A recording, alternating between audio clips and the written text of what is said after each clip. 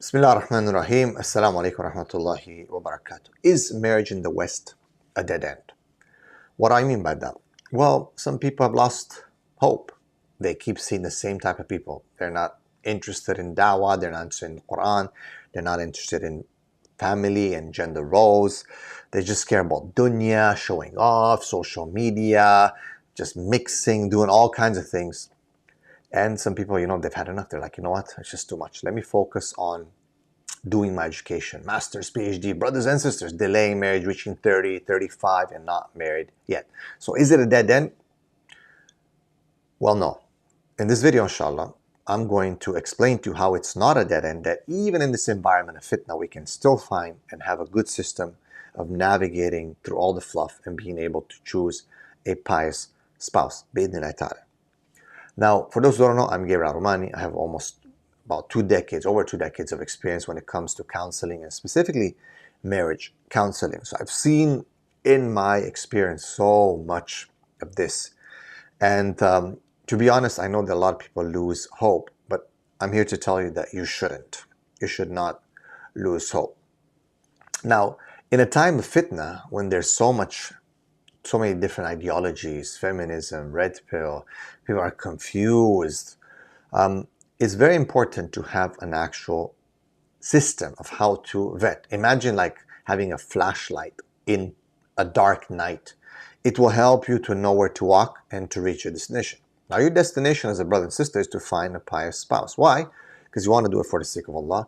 Plus, you want to make sure that this person will help you to get to Jannah. But then again, you're in the West. You're in Texas. You're in New York. You're in London. You're in Sydney. And you're like, man, there's no good Muslims around. Well, there is still a lot of good Muslims around, alhamdulillah, even though with all the fitna. The question is, can you find them?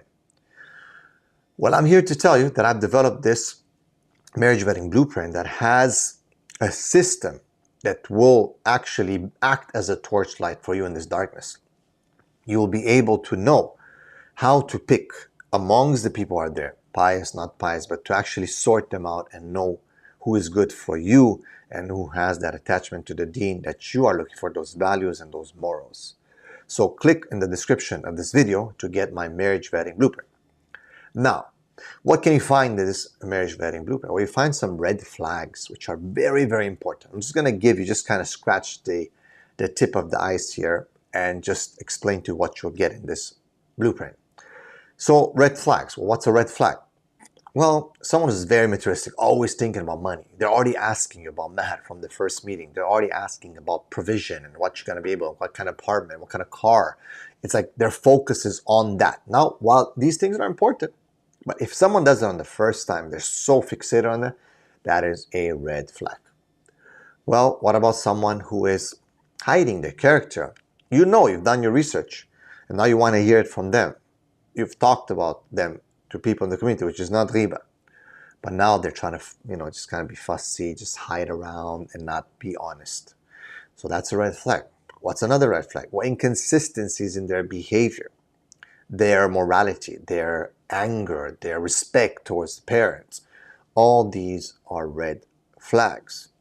If you ask them about gender roles, if you ask them about social media, and they give you something that is not aligned with Islam, i.e. correct gender roles, i.e.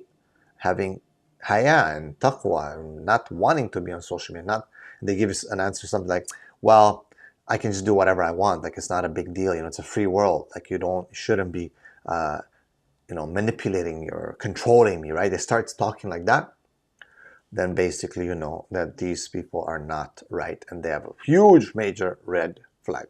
So my brothers and sisters, there's just so much more there. How to talk to community leaders to understand who this family is. Going to the masjid or the community center or wherever they are to understand more. Doing research online, understanding who they are on social media or what kind of tracks have they left in their past. It is important, and while a lot of people think that it's not allowed in Islam, it is allowed in Islam.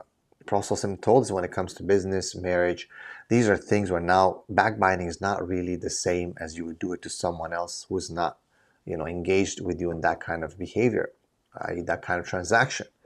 So take your time, click that link in this video, and take advantage of the marriage vetting blueprint, which will help you and act as a torch to guide you bi'idhnillah ta'ala to make the right choice of a spouse, ask the right questions, look for the right answers, have the right standards in a time where this is quite difficult.